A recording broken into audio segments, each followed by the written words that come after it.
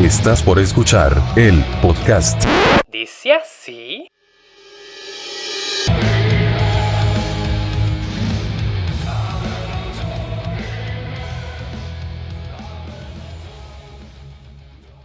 Comenzamos. A mí lo que me llamó la atención mientras llega David es que, anteriormente en el capítulo anterior, vemos que Lea sentía de cierta manera como celos de su hermana Raquel, pero ahora se da vuelta el tema y vemos que en el versículo 1 dice, pero Raquel, que ella, como ella no podía dar hijos, ahora ella era la que sentía celos de su hermana Lea porque no podía dar hijos. Entonces, aquí vemos que al final se dieron vuelta los papeles y que la que se supone que debería dar hijos porque es la amada, no puede hacer eso. Y yo creo que no se deben vuelta los papeles, creo que cada uno tenía lo suyo. O sea, una era feíta, pero podía dar hijos. La otra era hermosa, pero no podía. Entonces, creo que él se llevó las dos cosas por eso mismo, ¿no? Pero me refiero a que cada uno de nosotros espiritualmente, él me decía, ¿qué puedes enseñarnos espiritualmente? Y lo que digo es que cada uno tiene algo de valor. Su función. Y su función y algo de valor. Puede que de pronto nos podemos enfocar en las cosas malas de una persona, pero lo podemos sacar en las cosas buenas. Y ¿sabe qué es lo vacilón que yo veo de esto? Es el hecho de que lo que dice Juan es correcto. Las dos tienen valor, pero aún así las dos ignoran ese valor por tratar de buscar otra cosa. En el caso de Leia, ¿qué hace con tener 4, 5, 6 hijos si lo que está deseando es el amor del esposo?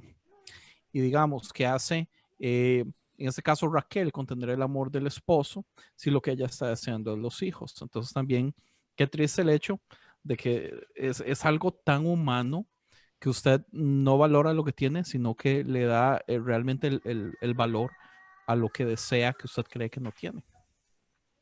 Y no necesariamente tiene más valor eso. Antes de que Bolas, ¿verdad? Antes de que David hable y nos dé toda la explicación histórica, igual debo comentar que no me deja de molestar que la mujer siempre es la conflictiva en los relatos. Y que es la que tiene el problema, y la que es fea, y la que tiene celos, y que la que no puede, y la que es estéril. Pobre mujer. Pobre mujer en los relatos bíblicos. Es que así es la realidad. La Biblia te está preparando para saberte con quién te vas a casar. De hecho, Lulu, es pobre los hombres que tienen que lidiar con esas mujeres. Porque como que nos dan a entender que si las mujeres no estuvieran en la ecuación, como que la vida sería súper tranquila. No te busques problemas, Andrés. Mira, a mí, yo quiero hacerle una comparación. No, es que eso es lo que dice el texto. Quiero hacerle una comparación acá muy mío. Mientras leía... Cerdo opresor. Mientras leía los 7 años que trabajó pensando que era Raquel, y luego, como bien dijo Andrés, él toma a Raquel y entonces trabaja, pero ya está con Raquel. Yo veo como una comparación con la ley y con la gracia, donde él tuvo que trabajar para estar ¿verdad? Para estar con la persona que dice que amaba, pero en la gracia, luego de estar con la persona, siguió funcionando y trabajando, pero ya podía participar de ese amor. Y veo en Lea y en Raquel la ley y la gracia. Por una trabajó antes de recibir la recompensa, si podemos usar esa palabra, pero bajo la gracia ya participaba de esa relación mientras trabajaba, porque no dejamos de trabajar y hacer lo que tenemos que hacer aún estando bajo la gracia. Es un muy buen paralelo. Nader es nuestro Sarayú. Siempre le pone el toque espiritual. Sí. Así es. Es nuestro obispo del amor. Algo que decían hace un momento, Juan, que es muy importante de valorar los aspectos de las virtudes que tenemos cada uno de distinta manera. También lo podemos ver plasmado en distintas facetas de la Biblia, ¿no? Hace un rato, bueno, creo que fue en el episodio pasado más bien, que alguien comentaba cómo es que Judá no viene de la esposa favorita de Jacob. Pero de la esposa favorita de Jacob sí viene José. Y José tiene a Manasés. Ahora, algo que tenemos que ver es que para la tradición antigua, en la época del régimen tribal, porque fue cuando se empezaron a formar las tribus, Manasés es la tribu más fuerte. Entonces, Manasés era realmente quien tenía mucho poder económico sobre las tribus del norte, lo que formaba Israel. Entonces, de hecho, después en Judá hay un rey que se llama Manasés, el rey Manasés, que es muy mal visto desde el lado religioso, pero que históricamente fue el rey más poderoso que tuvo la nación de Judá y el que trajo realmente esplendor político, social y económico. La cosa es que como era un rey ecuménico y un rey que permitía la adoración de los distintos dioses, pues desde la teología se pinta como un rey malo, pero en realidad fue un rey bueno, fue un rey muy, muy bueno que trajo mucha prosperidad. Entonces aquí podemos ir viendo los antagónicos que podemos ver desde la óptica que tú y yo veamos, podemos decir si vemos lo bueno o lo malo. Y este capítulo 30, donde nos va hablando mucho sobre este conflicto que hay entre Raquel y Lea, al final de cuentas, como siempre, nos está hablando del conflicto que los seres humanos tenemos de manera constante para tratar de demostrar quién es el mejor. Ahora, a mí algo que me llama mucho la atención, una de las razones por las que en algún momento los líderes espirituales llegaron a la conclusión de que debíamos abolir la idolatría en la adoración. La razón central fue porque se llegó a la cuenta de que la idolatría lo que tiene malo es que nos divide, porque la idolatría lo que hace es decir, mi Dios es mejor que el tuyo. O sea, cuando hay una cuestión politeísta, siempre va a haber una división mayor. Entonces, si mi Dios es mejor que el tuyo, entonces no podemos estar de acuerdo. Al final de cuentas, la conclusión a la que llegaron algunos de los sacerdotes judaítas e israelitas, que trajo algo increíblemente bueno, que después se echó a perder, fue, mira, no adoremos a muchos dioses. Mejor veamos a un solo Dios que tiene las características de todos estos distintos dioses. Así hay unidad, porque todos adoramos a uno mismo. La cosa es que después, en la época del posexilio, se quiso hacer uso exclusivo de este Dios universal por parte de los judíos y volvió a traer esta cuestión de la segregación, de la guerra, de la discordia. Pero esto que nos muestra el pasaje 30 de Génesis hasta antes en los primeros 22 versículos, marca mucho este pleito interno que tiene el ser humano constantemente por tratar de demostrar quién es el mejor y quién tiene el favor de Dios. Y ese error que tendemos a pensar que bienestar económico, bienestar social es sinónimo del favor de Dios, cuando no siempre es así. Entonces yo creo que es muy bueno poder tener en cuenta cuál es el lente con el cual estamos viendo la vida y cómo estamos valorando lo que tenemos, lo que no tenemos y poder ver con una óptica de valor a cada una de las personas que están a nuestro alrededor.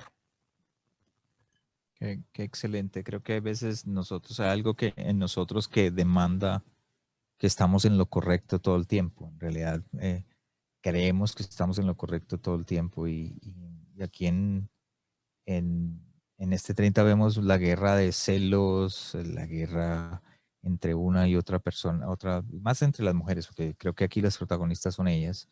Y vemos que cada una quiere estar en lo correcto, en lo suyo, y hace todo lo posible para probar que está en lo correcto. A mí me parece súper, súper interesante el hecho de, volvemos a lo mismo, yo pienso que esto va a ser uno de mis temas más recurrentes en este podcast, el hecho de que los maestros de las escuelitas dominicales a mí me enseñaron de las 12 tribus y me dan a entender, o sea, nunca explican lo complejo de las 12 tribus ni explican lo desmadrado que fue el asunto, como todas son de diferentes mamás, no solamente son varios de las esposas, pero otros también de las esclavas de las esposas. O sea, me parece muy extraño porque de un solo nos están diciendo que cada niño tenía hasta cierto punto diferente posición social. O sea, los hijos de Leia y de Rebeca tenían que tener más valor como hijos para Jacob que los hijos de las esclavas. Y no solo eso, sino que cuando nos vamos ya al final de la historia, cuando nos damos cuenta ya cuando los pueblos realmente se hacen 12 pueblos, nos damos cuenta que ni siquiera los 12 hijos de Jacob son las 12 tribus de las que toda la historia del judaísmo se ha basado. Porque si no me equivoco, sacan a los, ¿cuál es? Benjamín no es parte. Agarran a los 2 hijos de José y los hacen parte de los 12. ¿Y quiénes son los levitas? Los sacan también porque son los sacerdotes. Entonces, qué cosa más enredada. Pero eso nunca se lo explican a la gente. Es más, yo le aseguro que ni siquiera en las iglesias explican la complejidad del asunto. Porque yo a veces creo que muchísimas veces, si un pastor llega tal vez a explicar lo complejo de este tipo de cosas, como que le quita valor o peso al modo que se nos ha tratado de idolatrar esta historia de los 12 familias escogidas por Dios. No sé si me explico. Sí. Pero mi crítica es como que se nos da la versión fácil y digerible, porque muchísimas veces yo siento como que la iglesia cree que los que están escuchando las historias no están preparados para escuchar la verdad completa.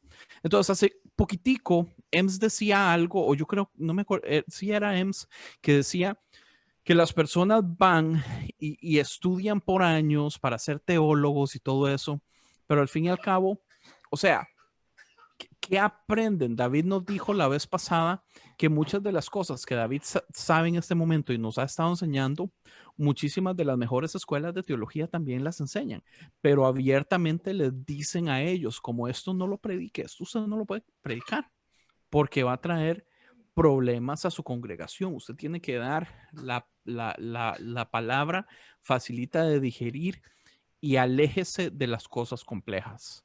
Entonces me duele mucho saber que por años, o sea, yo me di cuenta, y yo he estado en la iglesia toda mi vida, yo me di cuenta del enredo de las 12 tribus hasta hace como 5 o 6 años.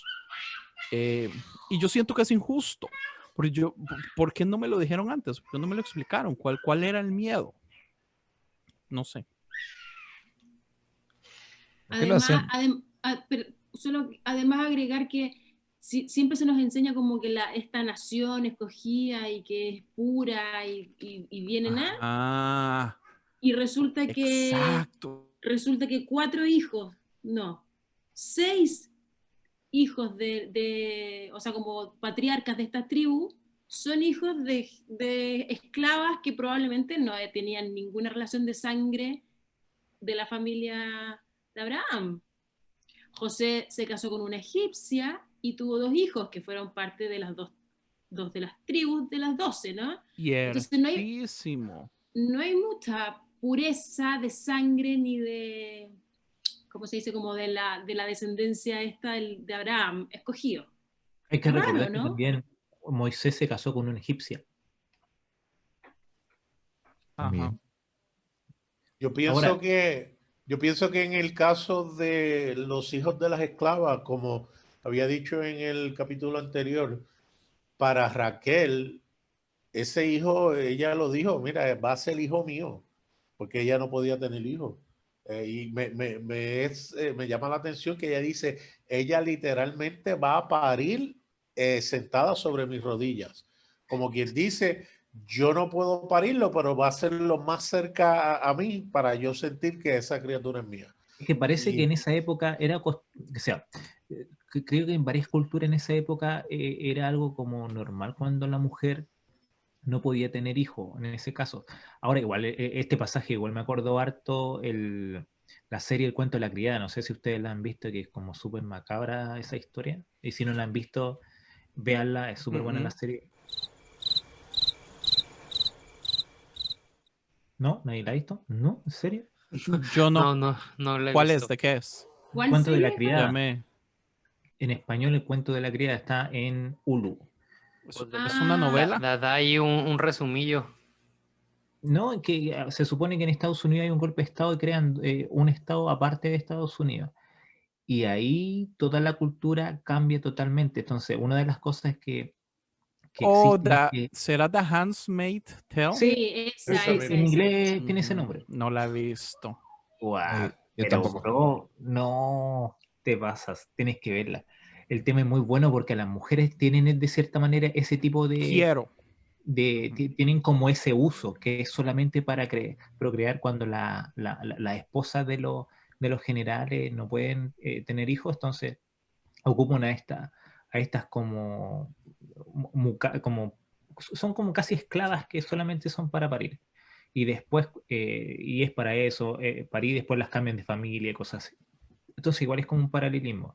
Pero es súper fuerte también que aquí no es el hombre el que llama a la esclava para acostarse con ella, sino que son las mismas mujeres que son las que tienen como, o poseen esas esclavas, las que se las pasan a su mismo esposo. Lo cual no cambia, digamos, el hecho del abuso, ¿verdad? No, claro, sí. Pero entiendo su punto. Lo mismo que estaba pasando aquí entre Raquel y Lea, que su competencia las hacía que para quién podía tener más hijos y quién podía ser más fértil, inclusive teniendo las criadas para que tuvieran hijos. Y creo que esta competencia incluso hasta afectó a sus hijos porque igual, no, pues es un poco spoiler, pero ahora a mí me hace razón porque sus hermanos esclavizaron al hijo favorito. Porque después de 12 crías... Porque no querían a José, sí. Y ahora entiendo por qué hay una rivalidad. Tengo entendido que José sí le pertenece a Lea en el sentido de que sí lo parió ella, ¿no? Porque... Pues es el único. Porque ya ven, digo, no sé si en qué lugar vamos del texto, pero en Génesis 30:14, pues ya está esta narrativa, ¿no? De cierto día, durante la cosecha de trigo, Rubén encontró algunas mandrágoras que crecían en el campo y se las llevó a su madre. En este caso yo no sabía que era una mandrágora, lo googleé, y habla que es una planta medicinal. Entonces por eso de alguna manera se lo pelearon. Digo, ahora que nos da toda esta data David en cuanto que pues la cultura de que está en el medio de la nada, pues al final creo que las plantas medicinales pues son muy, muy necesarias. Y ahora pues ya ves que están en este rollo prácticamente de que fueron prostituidas por su papá por 14 años de jornada. Ahora estas morras venden a su esposo el uno por otro, o sea, llega sí, pues fue Raquel que le da permiso a Lea de que, pues sí, pues por estas mandrágoras te voy a dar permiso de que te den deleite. Y desde ahí creo que es donde nace ahora, donde vuelve a tener hijos, ¿no? Porque ya había dejado de tener hijos, tengo entendido. O que es lo que, no sé, digo, no iba a ningún lado, solamente quería comentarlo. De nada. después de que tomó tensos porque dijimos, ¿para dónde vamos? ¿A dónde va? Buen punto, Ems, excelente punto. Tomó impulso y luego, no, ahora siguen ustedes. Excelente. Sí. Solamente es para tener la referencia textual. Igual pero pienso sí, adelante, Lulu. No, que igual pienso que esto es un relato muy extraño y con una dinámica familiar muy extraña que no la podemos analizar con los ojos de hoy día, porque no tiene ningún sentido, creo. Esto fue una producción de Podcast Cristianos en Español.